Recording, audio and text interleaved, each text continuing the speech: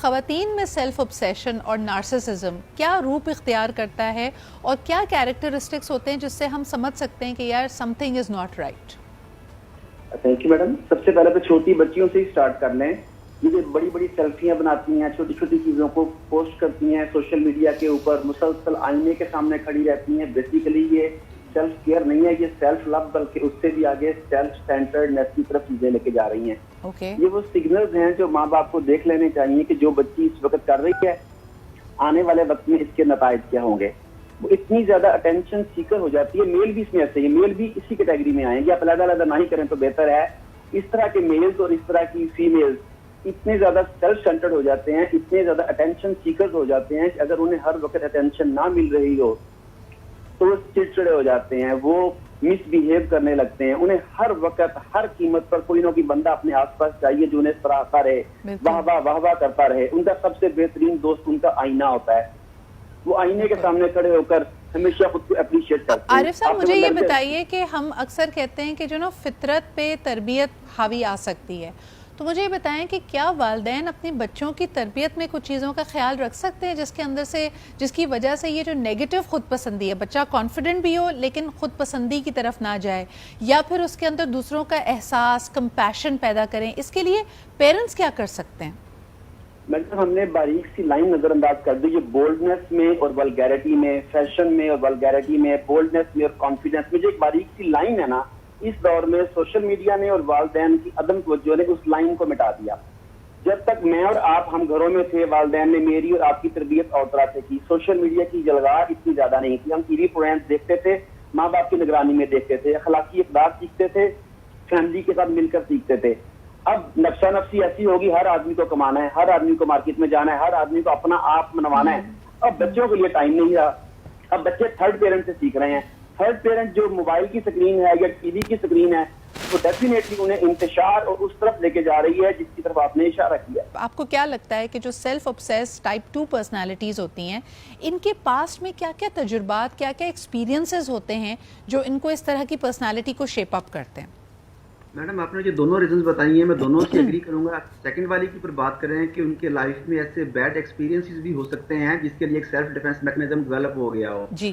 اور ڈیفینیٹلی ایسا ہوتا ہے کہ جب ہر آدمی آپ کے اوپر تنقید کی بوچھاڑ کر رہا ہو, آپ کے اوپر تنقید کا کچرا پھینک رہا ہو, تو آپ کو اپنے ارد گرد ایک حفاظتی خول بنانا پڑتا ہے جس میں آپ سمجھتے ہیں کہ میں چونکہ ان سب سے بالا تر ہوں, میں ان سب سے برتر ہوں.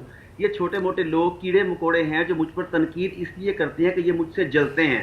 انہیں اپنی بدتمیزی بھی ادا لگتی ہے کیونکہ دوسروں نے ان پر اتنی تنقید کی ہوتی ہے کہ انہیں اپنے آپ کو محفوظ رکھنے کے لیے اپنی ہر غلطی کو کور کرنا پڑتا ہے. بالکل صحیح. تو 100% ایگری کہ دونوں چیزیں اس میں دیکھنی چاہیے. اور سیکنڈ پارٹ جو ہے کہ ایسے ٹراماز یا ایسے بیڈ بیہیویئر جو سوسائٹی نے یا آس پاس کے لوگوں نے ان سے کیے ہوں, ان کے نتیجے میں اس نے ایک سیلف ڈیفینس میکنزم بلڈ کیا ہوتا ہے. بالکل صحیح. لیکن انفارچونیٹلی یہ اس کا ایک ٹریپ بھی بن جاتا ہے. جو سیلف obsessed پرسنالٹیز ہوتی ہیں ان بالکل کئی دفعہ یہ دیکھا گیا ہے کہ جو سیلف obsessed لوگ ہیں, ویسے تو ہم کہتے ہیں کہ ان کی پوری کائنات ان کی ذات کے گرد گھومتی ہے, لیکن یہ بڑے زبردست ایموشنل مینیپولیٹرز بھی ہوتے ہیں.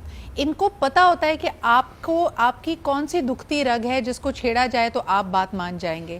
ان کو پتہ ہوتا ہے کہ آپ کی ویکنس کیا ہے. تو اگر ہم آئیڈینٹیفائی کر لیں کہ فلانا شخص ملیگننٹ ہے, ٹاکسک ہے, نارسسسٹ ہے, تو پھر اپنی انفارمیشن اس سے کیسے بچائی جائے اور اپنے مینٹل پیس کو ہم کیسے پروٹیکٹ کریں؟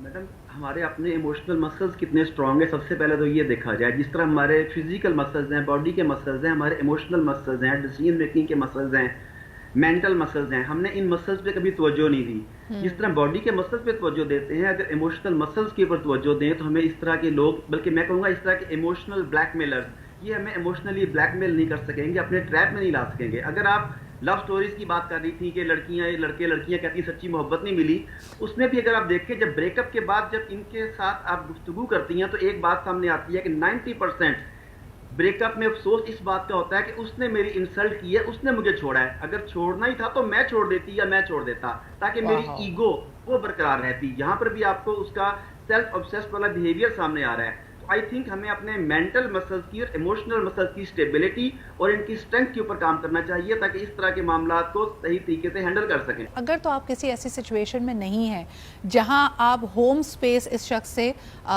शेयर कर रहे हैं, या अगर आप होम स्पेस कर भी रहे हैं तब भी ये फॉर्मूला शायद आप पे लग सकता है। जितना मैंने ऑनलाइन मटेरियल या मवाद या कंटेंट इसके ऊपर पढ़ा है, उसमें आरिफ साहब कहा जाता है कि no contact is the only way. ऐसा नहीं हो सकता कि आप उसी जंगी मोर्चे पे रहें, रोज़ाना आपको मेंटली फिज़िकली अब्यूज़ किया जा सकता हो और आप कोई अपने लिए अच्छा फ़ैसला ले सकें। तो सबसे पहली जो चीज़ होती है कि अपने और इस शख्स के दरमियान स्पेस लाना, कि वो आपके दिमाग पर जिस तरह हावी हुआ है उससे आप उसकी बात सुनना बंद करें, रोज़ाना इंगेज करना बंद करें। ये कई लोगों के लिए पॉसिबल नहीं होता, क्योंकि जो कन्फ्यूजन है, जो बहस है, वो 24 घंटे आपके जहन में चल रही है। आपका क्या मशवरा होगा? मैडम मैं अपनी पुरानी बात से कनेक्ट करूंगा। इमोशनल मसल्स, आपके इमोशनल मसल्स क्या कहते हैं? कुछ लोगों के इमोशनल मसल्स 24 घंटे की फाइट बर्दाश्त कर सकते हैं, कुछ के नहीं कर सकते। तो जो फ्लाइट, फाइट या कंप्रोमाइज, उससे अपने इमोशनल मसल्स के ऊपर डिपेंड करना होगा, नंबर 1। नंबर 2, मैं दूसरा पहलू भी सामने लाना चाहता हूँ इस गुफ्तगू में, कि जो हम कह रहे हैं कि एक पार्टनर मुसलसल बैड बिहेवियर के साथ उसे दबाने की कोशिश कर रहा है, दूसरा कब तक बर्दाश्त करे, वो मेल है या फीमेल है। इसे इस अंदाज से भी देखें कि दूसरे पार्टनर की तरबियत इस तरीके से की गई है कि वो इनफरादियत की बजाय इज्तिमाइयत का सोचता है, वो ईसार और कुर्बानी सोचता है, वो अपनी ज़ात का ईसार करके बाकी फैमिली का, बहन भाई, माँ बाप, औलाद का सोचता है। अब ये हमारे माशरे की खूबसूरती भी यही है कि हम खानदानी अकाई को जिंदा रखना चाहते हैं। अब जो बैड बिहेवियर है उसे बुरा कहें, मगर जो आदमी कुर्बानी दे रहा है उसे कमजोर ना कहें। बाज़ों का ये भी तो मुमकिन है कि वो कमजोर नहीं, वो इतना ताकतवर है कि वो उसके बैड बिहेवियर को लार्जर प्रोस्पेक्ट में देखते हुए कुर्बानी दे रहा है, वो इतना मजबूत है कि वो सब कुछ बर्दाश्त कर सकता है। ये वाइस वर्सा भी देख लीजिए।